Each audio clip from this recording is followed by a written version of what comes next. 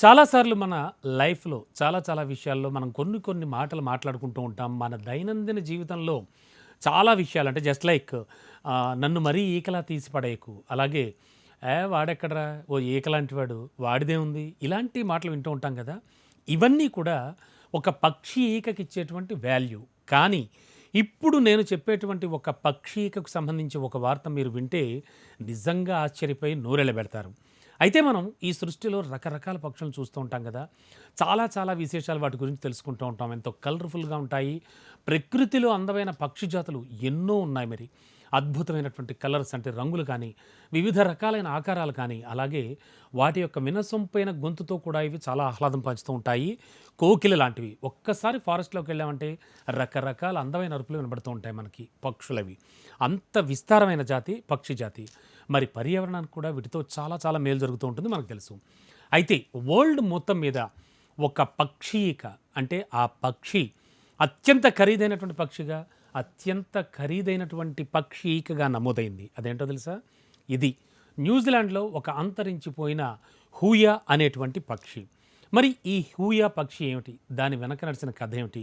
ఆ పక్షి జాతి ఎందుకు అంతరించిపోయింది? అంత వాల్యుబుల్ అయితే ఎందుకు అంతరించిపోయింది? అసలు ఈ పక్షి జాతి వల్ల ఎవరికి ఉపయోగం? అసలు ఏం జరిగింది? ఒకసారి చూస్తే న్యూజిలాండ్‌లో ఒక అతి పెద్ద వాటిల్ బర్డ్‌గా చెప్తూ ఉంటారు దీన్ని. కానీ ఇప్పుడు ఇది అంతరించిపోయిన జాతుల్లోకి వెళ్ళిపోయింది. అంటే నిజం చెప్పాలంటే ఇది ఒక పెద్ద సాంగ్ బర్డ్. మగపక్షి కంటే కూడా ఆడ హూయాస్ పక్షికి చాలా పొడవైన సన్నని ముక్కు ఉంటుంది. కానీ మగపక్షి ముక్కు చాలా భారీగా ఉంటుంది. న్యూజిలాండ్‌లోని మావోరీ అనేటువంటి ఒక స్పెషల్ కల్చర్‌లో అంటే ఒక ప్రత్యేక సంస్కృతిలో ఈ పక్షులకు చాలా ఇంపార్టెన్స్ ఉంది.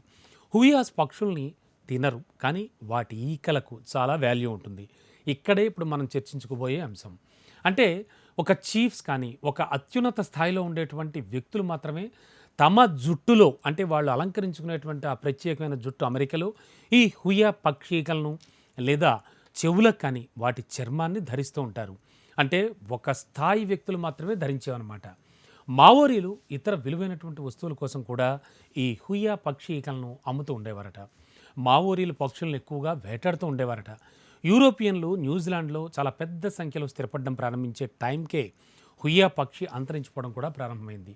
మరి 19th సెంచరీలో యూరోపియన్లు ఈ పక్షులను వేటాడి చర్మాన్ని సేకరిస్తూ ఉండేవారట.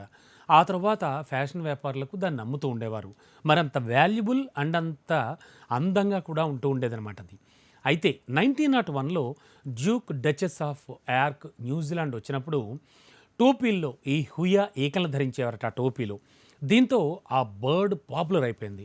ఒక ఫ్యాషన్ ట్రెండ్గా మారిపోయింది. అయితే ఇప్పుడు దీనికి సంబంధించి మరి ఈ ఈక ఎందుకంత ప్రత్యేకం అంటే రీసెంట్గా దీని ఒక ఈక వేలంలో ఎంత పలికిందో తెలుసా? న్యూజిలాండ్ డాలర్స్లో చెప్పాలంటే 46,521.50 అంటే మన ఇండియన్ కరెన్సీలో ఎంతో తెలుసా? సుమారుగా 23,67,119 రూపాయలకి ఒక్క ఈక అమ్ముడుపోయింది. ప్రపంచ రికార్డుని క్రియేట్ చేసింది. అయితే గతంలో న్యూజిలాండ్ డాలర్ $4,000 అంటే మన ఇండియన్ కరెన్సీలో 2,16,578 రూపాయలకి అమ్ముడుపోయినటువంటి అమెరికన్ బాల్డ్ ఈగల్ అనేటువంటి ఈక పేరిట ఉన్న ఈ రికార్డ్ని ఈ హుయా పక్షి ఈక బద్దలు కొట్టిందని చెప్పాలి. ఇంకో విషయం తెలుసా మీకు? కేవలం 9 గ్రామ్స్ మాత్రమే వెయిట్ ఉన్నటువంటి ఈ హుయా పక్షి ఈక గ్రాముకి అంటే గ్రాము లెక్కను చూస్తే 2,63,031 రూపాయలు పలికిందనమాట. అంటే ఇది ఒక రకంగా చూస్తే గ్రాము బంగారం ధరతో పోలిస్తే ఇది చాలా ఎక్కువ అని చెప్పచ్చు. అయితే 19th సెంచరీలో అంటే 1900 ప్రారంభంలో శాస్త్రవేత్తలంతా కూడా 19th సెంచరీలో అంటే 1900 సంవత్సరంలో ప్రారంభంలో శాస్త్రవేత్తలంతా ఈ పక్షులను రక్షించడానికి చాలా ప్రయత్నించారు, కానీ విఫలమయ్యారు. వాటిని ఇతర ద్వీపాలకు రవాణా చేయాలంటూ ప్రభుత్వం ప్లాన్ చేసింది కూడా. పక్షుల్ని సేకరించిన వాళ్ళంతా మరింత ఆదాయ మార్గంగా కనిపించడంతో వాటిని చంపి విక్రయించడం మొదలుపెట్టారు. హుయా పక్షి లాస్ట్ టైం 1907లో కనిపించిందట. అండ్ 1924లో కూడా ఎక్కడో ఒక్కచోట కనిపించినట్లుగా కొందరు భావిస్తూ ఉంటారు. మొత్తానికి అంతరించిపోయిన పక్షి ఈక తోకలు చాలా అరుదుగా మారాయి. అందుకే వేలంలో భారీ ధర కూడా పలుకుతున్నాయి. నిజంగా చాలా ఆశ్చర్యంగా ఉంది కదా, ఒక పక్షి ఈక అంత భారీ ధర పలకడం.